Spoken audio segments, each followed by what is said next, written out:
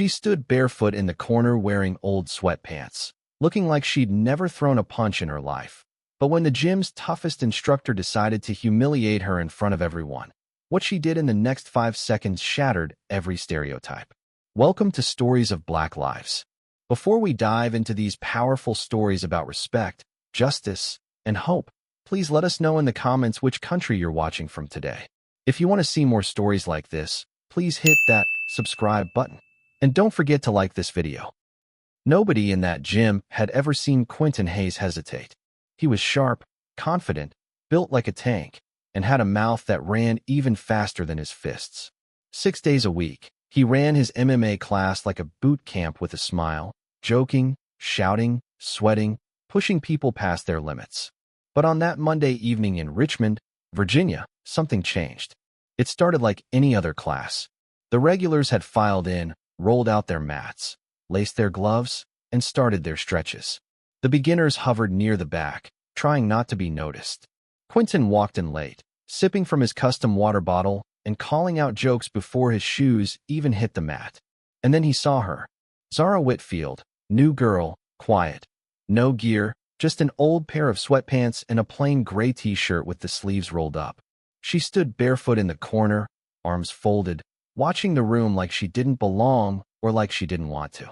Quentin, a tall, broad-shouldered white guy with a booming voice and the kind of confidence you only earn after years of being the guy, cocked his head. "Hey, new girl. What's your name again?" She answered softly. "Zara." The room kept moving, but a few heads turned. He grinned and waved her over. "You ever spar before, Zara?" She hesitated, then shook her head. "Just here to learn self-defense." Quentin clapped his hands. "Perfect. That's what we're here for." He turned to the rest of the class. "All right, y'all. Let's switch it up tonight. How about we start with something fun?" Some of the regulars chuckled. They knew what that meant. Quentin pointed at Zara. "Come on, Zara. Let's see what you got." "Don't worry, I'll go easy." Half the class laughed. Not in a mean way, just surprised. She looked like she hadn't lifted anything heavier than a grocery bag in months. A few of the guys smirked, expecting to see Quentin fake a stumble, make a joke, and move on.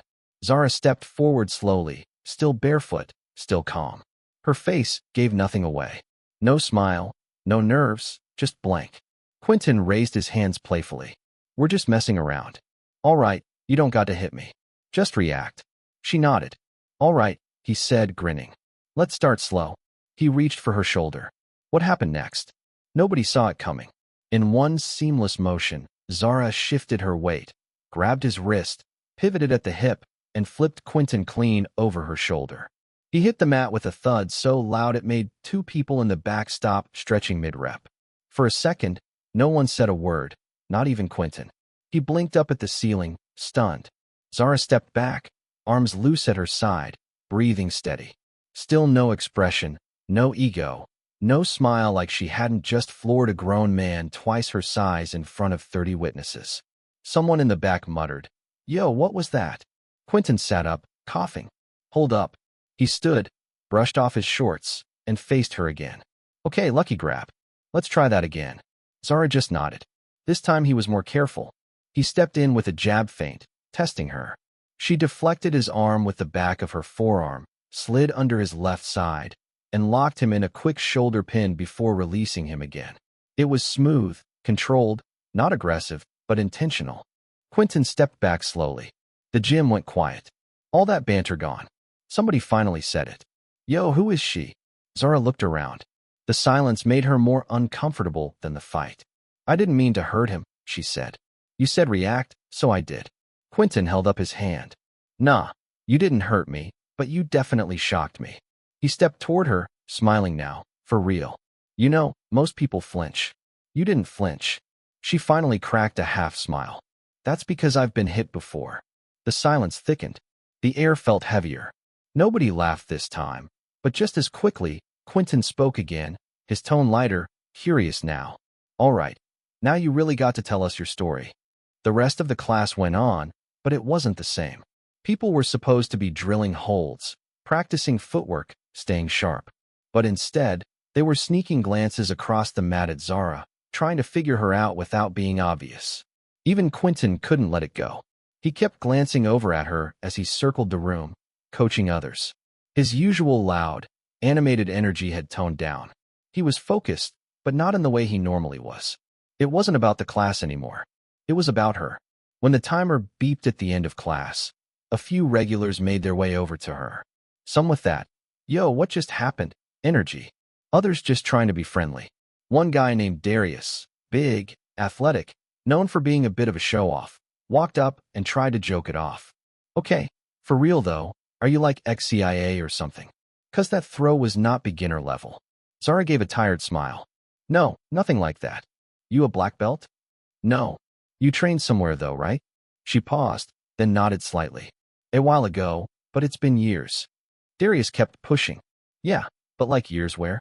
You don't just walk in here and flip Quentin like a pancake unless you've been in some serious training." She looked at him, then away. "Let's just say I've been in a few gyms." Darius whistled. "All right, respect." She nodded politely, grabbed her bag, and started toward the exit. Quentin caught up to her just before she hit the door. "Zara." She turned around. "Can I ask you something?" She hesitated. "Sure. That first throw, you didn't even square up. You just reacted. You've been out the game long." Zara studied his face for a moment. "Yeah, almost 10 years. He raised his eyebrows. "You sure?" "Didn't look like it." She didn't answer.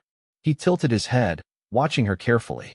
"Look, I wasn't trying to embarrass you or make a scene. That was supposed to be a little warm-up joke, but he stopped. There's something different about you."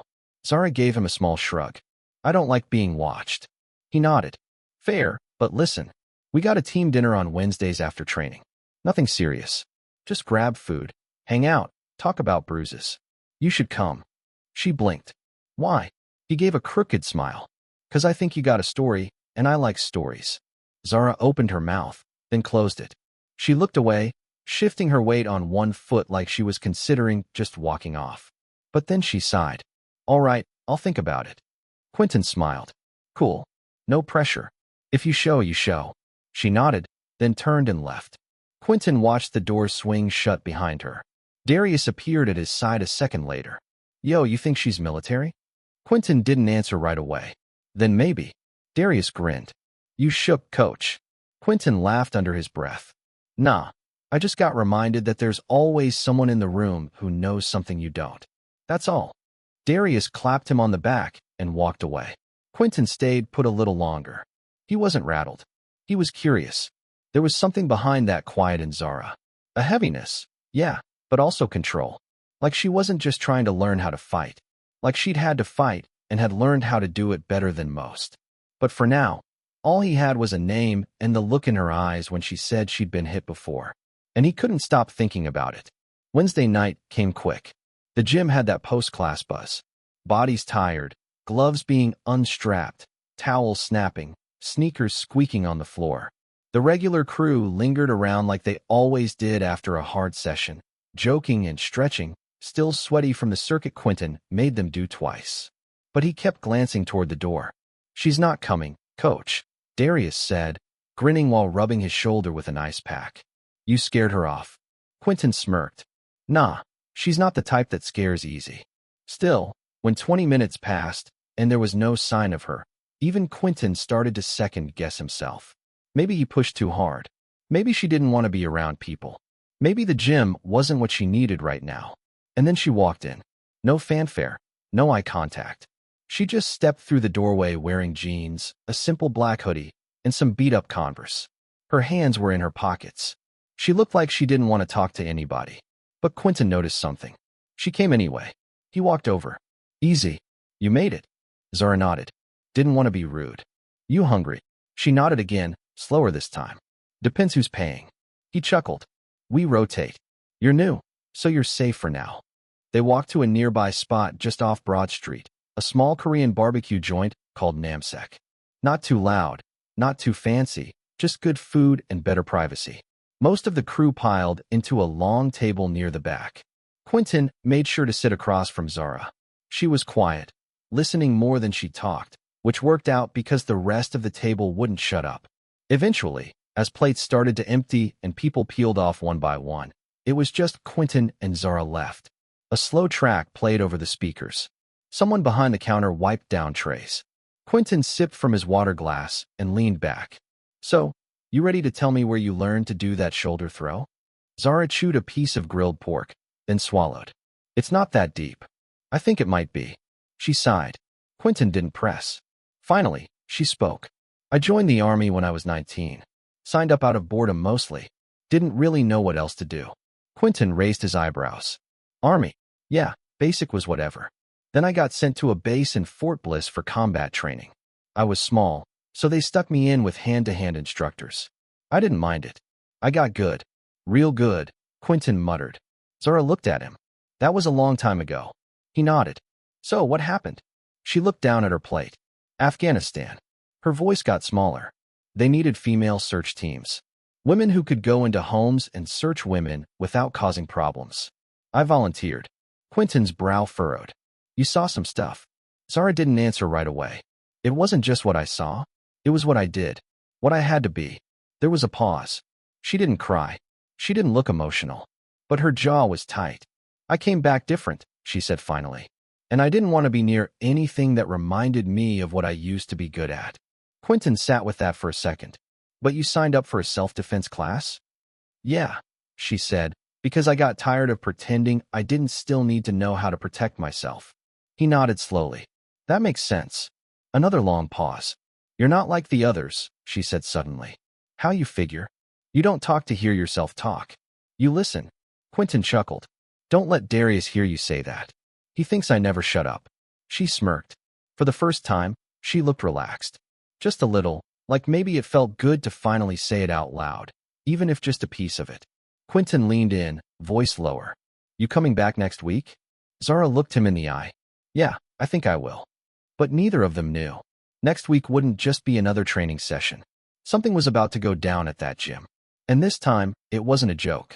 The following Monday, Zara walked into the gym with a different posture. Her shoulders were still relaxed, but something about her presence had changed. She wasn't hugging the wall anymore. She walked in, nodded at a few people, and found a spot near the front. People noticed. Darius gave her a respectful chin lift. Zara. Darius, she replied.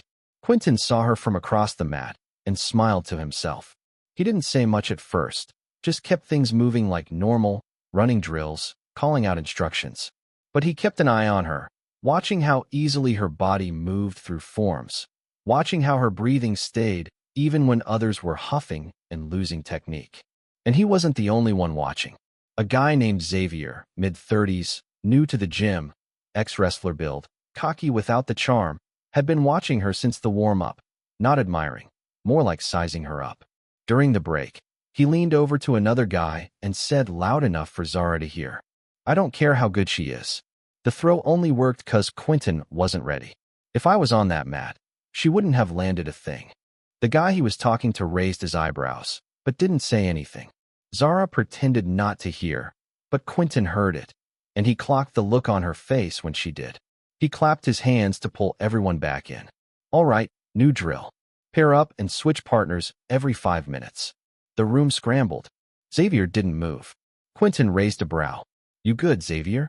Yeah, he said, eyes locked on Zara. I'll go with her. Zara turned slowly. Quentin gave her a look, not questioning, more like, you good? She nodded once. They squared off. The class moved around them, but it may as well have been empty. Xavier bounced on his heels like he was in a warm-up round. Zara stayed still, hands loose, eyes calm. Ready? Quentin called out. Xavier smiled. Oh yeah. He came at her fast, telegraphing his move without even realizing it. He went for a clinch around her waist, aiming to use his weight to knock her down. She let him come. At the last second, she shifted her stance, grabbed his wrist, and twisted his arm behind his back in a modified hammerlock that dropped him to his knees with a grunt. He tapped the mat fast. She let go instantly. Xavier rolled his shoulder and got up slow, jaw tight. Damn, someone muttered across the room. They went again.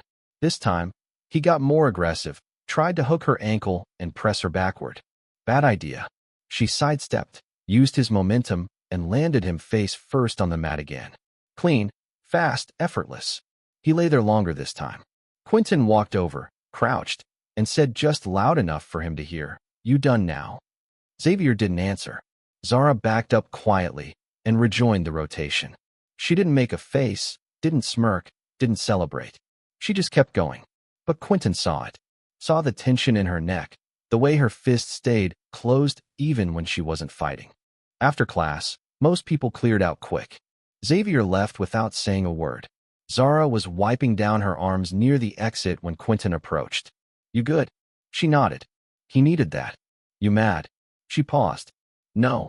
"Then what are you feeling?" She looked at him. "I didn't come here to prove anything, but I'm tired of people acting like I need to." Quentin leaned against the wall. "Can I ask you something?" "Go ahead." "That thing you did, how you turned him like that. That wasn't just army stuff. That was more advanced." Zara looked down.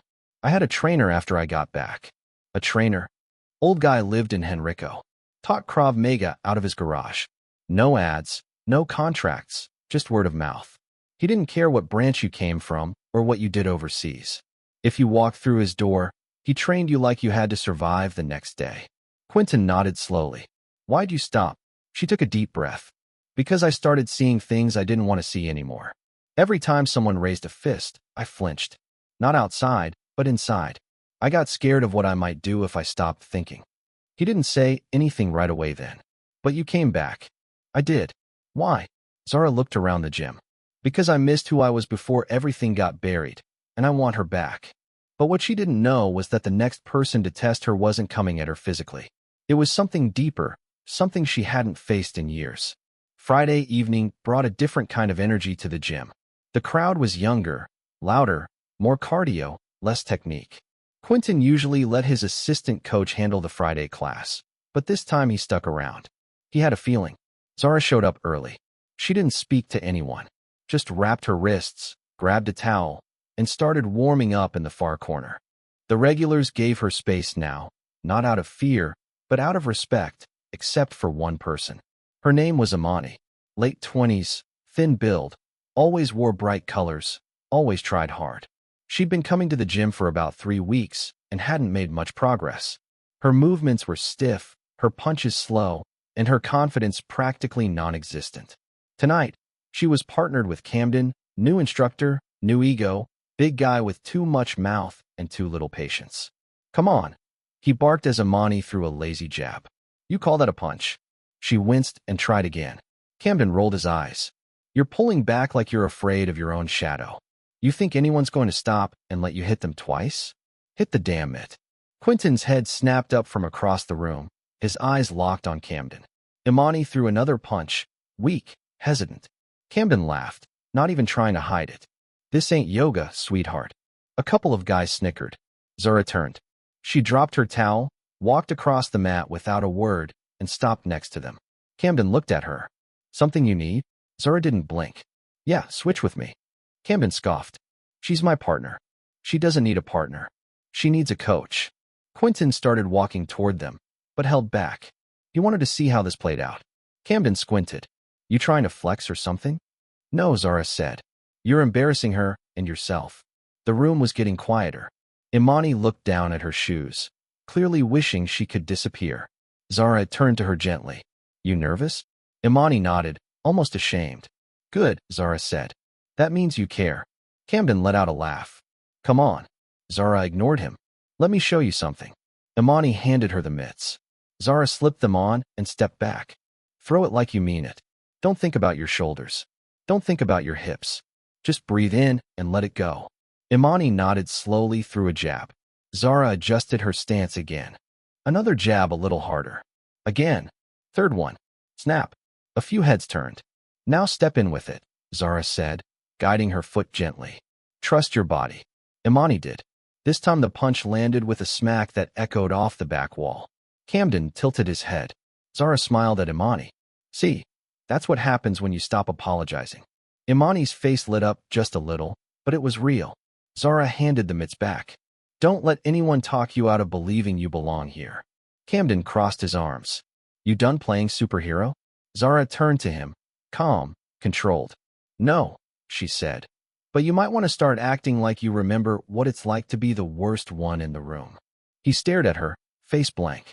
She stepped closer. "You came in here thinking I was just the quiet girl in the corner, but you don't know what you're looking at." He didn't answer, not because he agreed, but because he couldn't match her energy. It wasn't loud.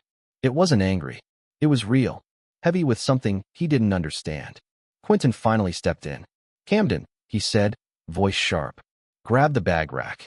Camden nodded and walked off without another word. The class slowly went back to work. Zara walked over to Quentin. "Sorry if I stepped on toes." He shook his head. "No, you fixed what I didn't catch soon enough."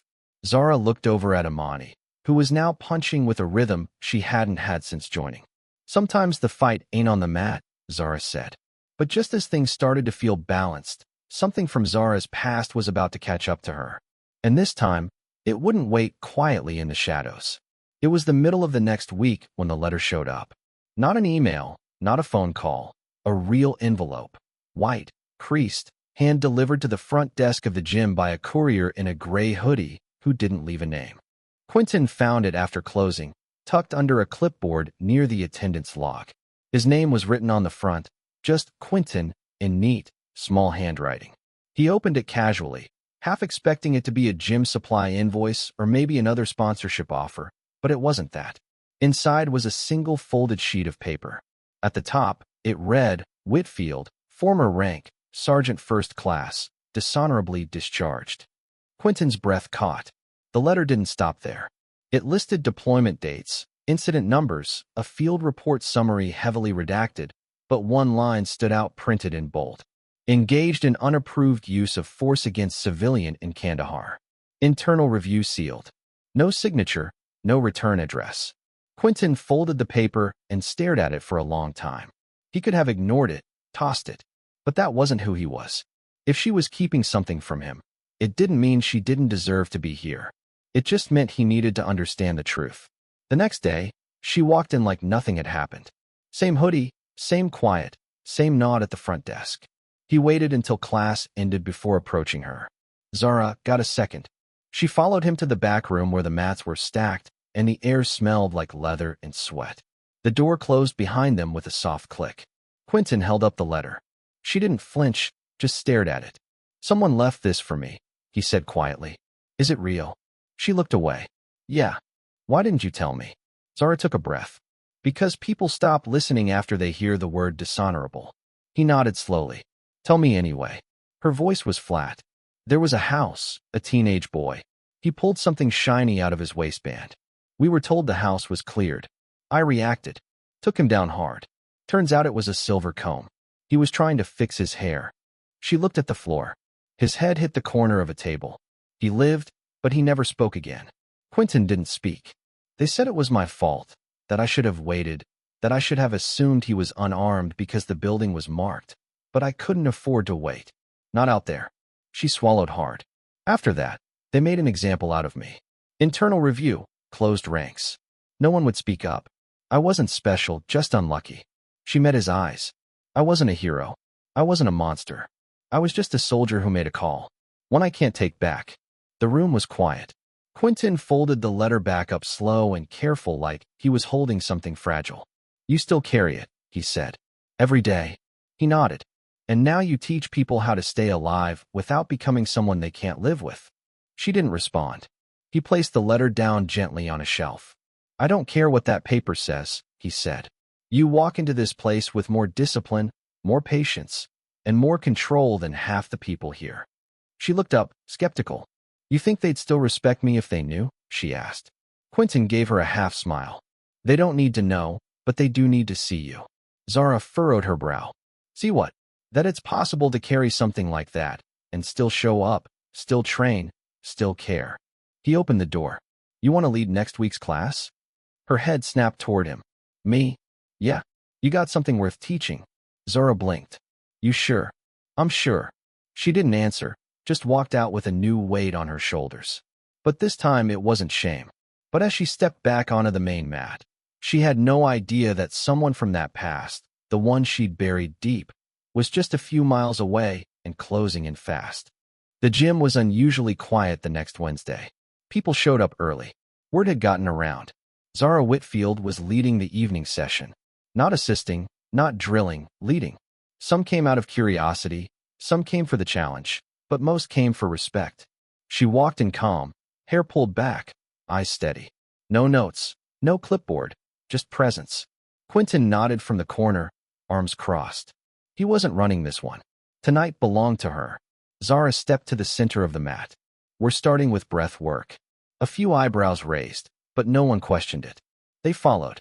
In combat, she said, your breath is the first thing to disappear. If you don't control it, it'll control you. 10 minutes passed, then movement. Simple drills, footwork, balance, reaction training. Nothing fancy, but everything sharp. Zara's voice was low but clear, never rushed. She didn't shout. She didn't perform. She taught, and people listened. Even Camden, arms folded in the back, didn't make a sound. He just watched. Halfway through class, the front door creaked open. Quentin looked up from his spot. A tall man in a black hoodie stood there. Not a gym member, military haircut, hands in his pockets. He didn't move. Zara turned slowly. Her eyes locked on him. Her voice dipped. Take 5. People dispersed. She walked straight toward the man. He didn't speak right away, just nodded like they shared something unspoken. Then he said, didn't expect to find you here. Zara's jaw tensed. How'd you find me, Sterling? Sterling shrugged. Didn't take much. You taught me how to track people, remember? Quentin walked over, cautious. We got a problem here? Sterling looked at him. Nah, just a long overdue conversation. Zara held up a hand. It's all right. Sterling glanced around. So this is who you are now? Yoga warm-ups and breathing drills. Zara kept her tone even. This is who I've always been. I just didn't have the space to be her before. Sterling took a breath. You still blame yourself, don't you? She didn't answer. You weren't wrong, Zara. We all knew the building wasn't secure. We just didn't say it. She blinked. Why are you here? Sterling's voice softened. Because I needed to see it for myself. That you were still standing. She nodded slowly. I am, but I don't train to fight anymore. I train so I don't have to.